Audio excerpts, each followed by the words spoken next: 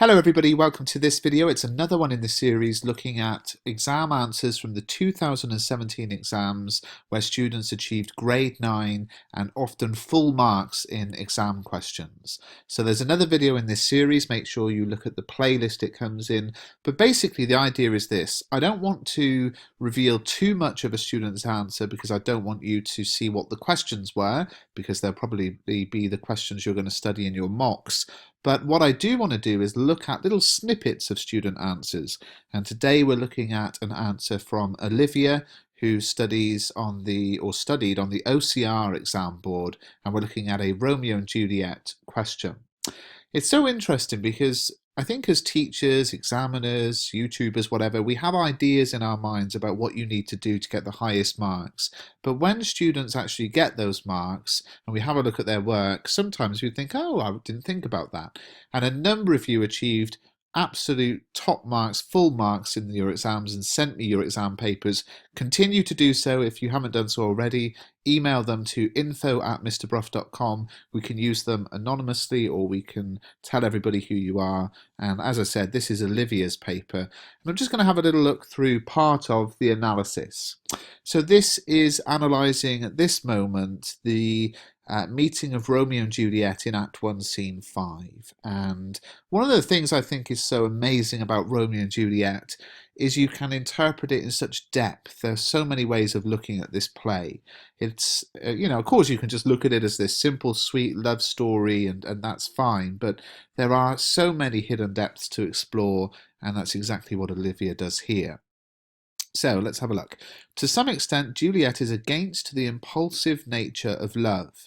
Indeed, in Act 1, Scene 5, when Romeo persists with physicalities to which Juliet converts his suggestions into religious imagery, and this suggests she may be thinking of time, religion, and the consequences associated with their love, despite this being their first encounter.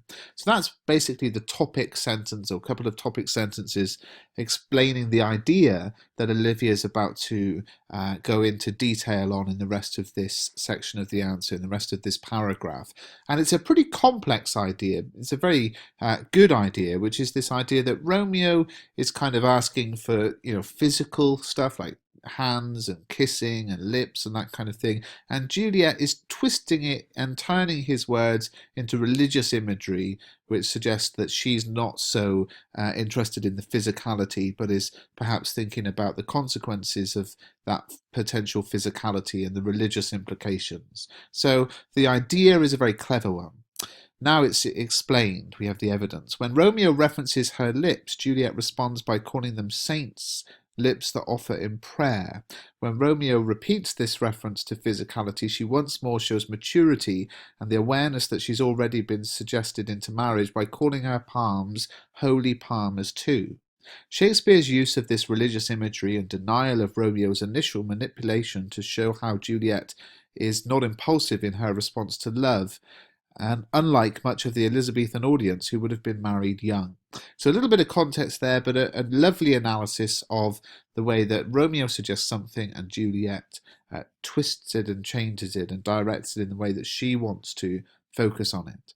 Much of that society was focused on religion, and this identification of Juliet's values displays her rational thoughts and response towards love. And that's absolutely true, isn't it? Juliet is the character who is the logical, rational character, Romeo the impulsive, unrealistic, hyperbolic view of love. Despite this, the lovers still share a sonnet and allude to traditional love with their kiss and promises, but the nurse interrupting and references Juliet's mother, who originally suggested love, foreshadows the ill consequences.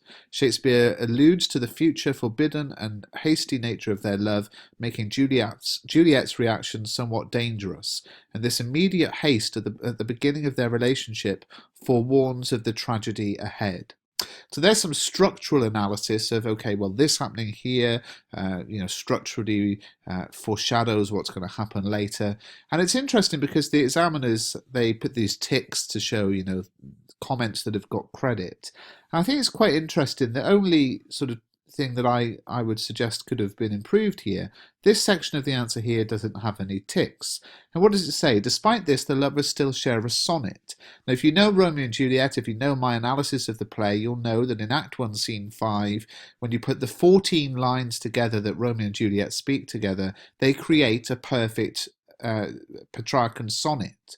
And here we have this idea that their words together reflect the sonnet form and therefore reflect the perfect love they have with each other. Olivia clearly knows that, but she's just alluded to it. The lovers still share a sonnet. It's a very quick reference and it doesn't get any marks because it's not explained or explored.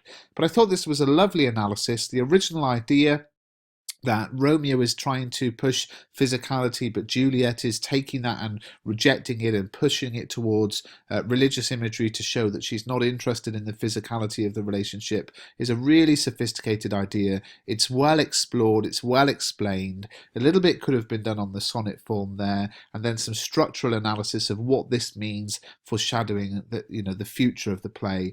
Very, very impressive. If you found this video useful, please do give it a thumbs up.